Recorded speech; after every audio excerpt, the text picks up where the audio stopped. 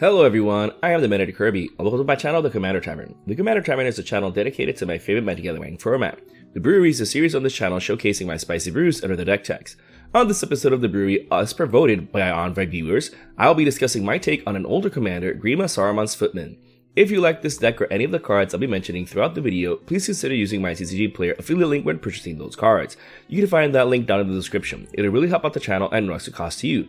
But the very best way you can help support the channel is by Patreon. There are plenty of perks for being a patron, such as early access to certain videos, exclusive deck text, gifts, and more for as little as $1. You can also become a channel member for just 99 cents. Show off your support with the logo next to your name and exclusive emojis. Or you can always just support my channel for free by simply liking, subscribing, and sharing, which also helps out a lot.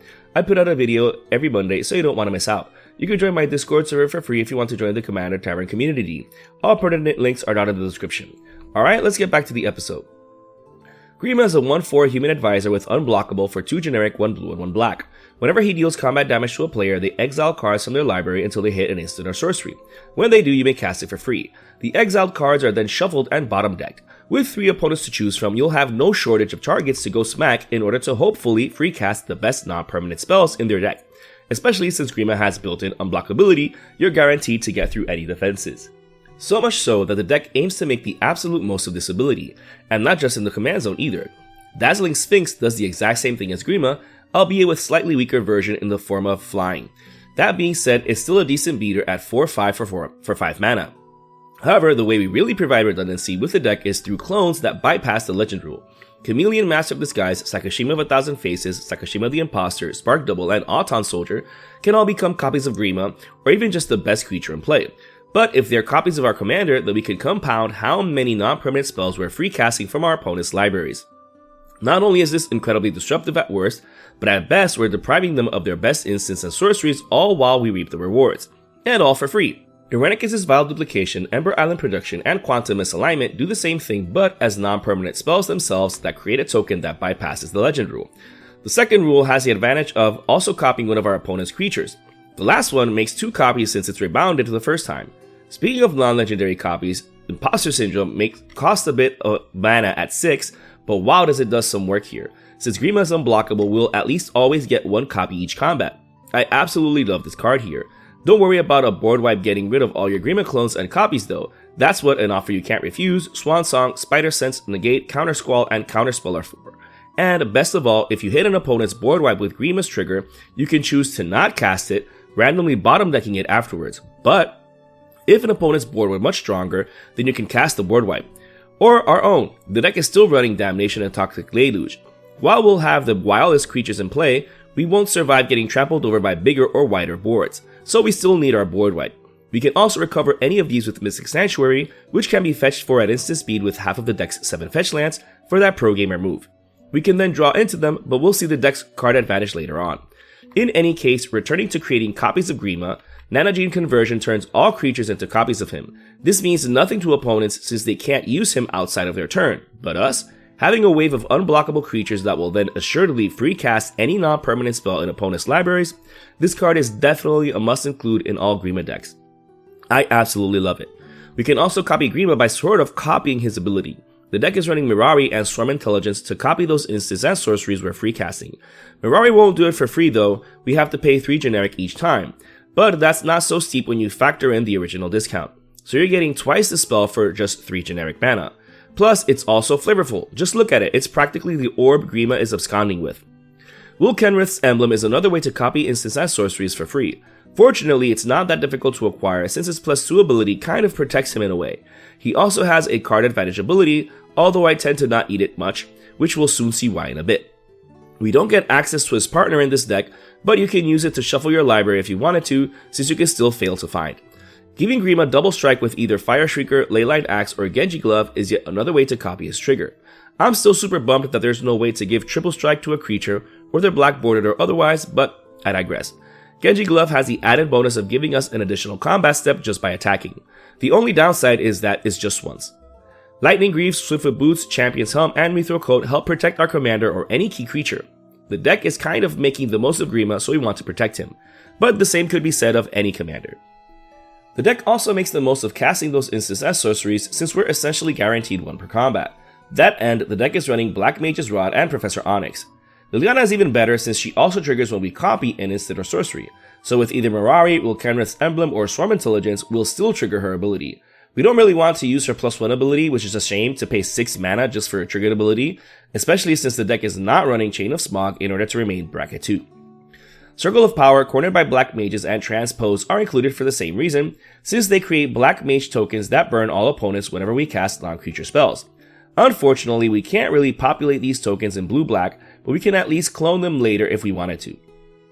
Ancient Stellar Spawn also burns an opponent and is pretty much guaranteed since each spell cast with Gríma is free. Hopefully we free cast a lot of high mana value spells because this triggers for free. We can also get tokens with triggers on cards like Hermes, Overseer of Elpsis, and Shark Typhoon for non-creature spells, and Murmuring Mystic and Talran Sky Summoners for non-permanent spells. These are amazing because all of the tokens have flying, which is great at building an army that can either chip away at opponents' life totals or go in for a well-timed Alpha Strike. This gives us more things to do when free casting our opponent's spells. Tasha the Witch Queen also creates tokens, but only from the non-permanent spells we're getting from Gríma's triggers. She's still synergistic with the deck because she exiles non-permanents from opposing graveyards that you can then free cast with her, allowing you to double dip opponents' instants and sorceries. Archmage Emeritus and Archmage of Runes have us draw cards from casting those non-permanent spells. Keep in mind that these also trigger from our own instants and sorceries, so they're not entirely reliant on our commander. Additionally, having an innately unblockable commander means that we can also make the most of Saboteur effects, especially since we plan on cloning him often and creating flying tokens too. To that end, the deck is running Waterbender Ascension, Biden of Thassa, Coastal Piracy, Enduring Curiosity, Reconnaissance Mission, The Indomitable, Deep Fathom Skulker, and Ultimecia Temporal Threat as even more synergistic card advantage effects. Best of all, they trigger from creatures connecting and not opponents being hit, meaning that if we hit the same opponent with 5 creatures, then we drop 5 cards. The Ascension and Skulker can make a creature unblockable in a pinch, assuming we want to swing with something other than Gríma or a Gríma clone. Reliquary Tower, Thought Vessel, and Decantlet of Veilous Water are included because of how many cards we can potentially drop with this deck. And even then, as a non-green deck, the Mana Rocks serve to accelerate our mana, with Soul Ring being the only other Mana Rock in the deck. Beggars can't be choosers, but we can at least run Wayfarer's Bauble, Navigation Orb, Burnished Heart, and Canoptic Wraith as land-based mana acceleration. Best of all, the Wraith is also unblockable, so if we don't need the mana because it's later in the game, we have another guaranteed way of triggering the previously mentioned Saboteur effects, or the ones found on Sword of the Animus, Bitterthorn Nissa's Animus, and Sword of Hearth and Home. These are already great in non-green decks, but since we have a guaranteed unblockable creature in the command zone, these really help us at least never miss a land drop per turn. Best of all, the last one gives protection from green and white, helping us block or tank removal like Beast Within, Swords to Plowshares, etc. The last Saboteur effects in the deck are Quiet as Spike and Scytheclaw. Having an opponent's life will take a while to kill them, but at 1 power you need to hit a single opponent 21 times to kill them with Gríma, but with either of these equipped onto him, and you only need to hit them 6 times. Granted, that's still a lot, but that's only if we're hitting them with Gríma, which is still like 1/3 of the original count. We still have copies and tokens and burn whittling away at life totals too. The rest of the deck is just the rest of the lands. The deck's running Bojuka Bog and Boggart Trawler to disrupt graveyard decks, which have become quite popular with so many new commanders. The Trawler can be considered a land slot because you can play it as a land if you're not greedy and need your land drop for the turn. As for the generic lands, there's Contaminated Aquifer, Faded Pools, Ice Tunnel, Sunken Hollow, Undercity Sewers, Watery Grave, Drowned Catacomb, Morphic Pool, Shipwreck Marsh, Sunken Ruins, Tainted Isle, and Command Tower, as well as 7 of each basic land for the basic land ramp effects in the deck. As with all of my deck techs, you can build your mana base according to your budget. Whether you include more expensive cards or even cheaper cards is up to you. You do you. Similarly, if you want to up the bracket for your own build, go for it, considering this is a bracket 2 deck. That being said, it fares incredibly well, but you can always boost it up to your powder bracket. This brew is just an idea of how to build around Gríma Saruman's Footman.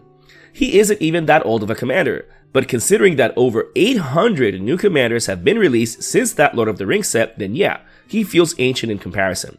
In any case, if you're interested in the deck list of this spicy brew of mine, you can find a link to it down in the description. I would like to thank all my patrons for supporting me, and a quick shout out to all my higher tier patrons, the Brewers, for their patronage. I'd also like to thank anyone using my TCG Player affiliate link. That also helps out the channel. I also want to thank any channel members. Your membership is greatly appreciated. And to everyone, thanks for watching this episode of The Brewery on the Commander Tavern. I am the Bandit Kirby, and happy brewing.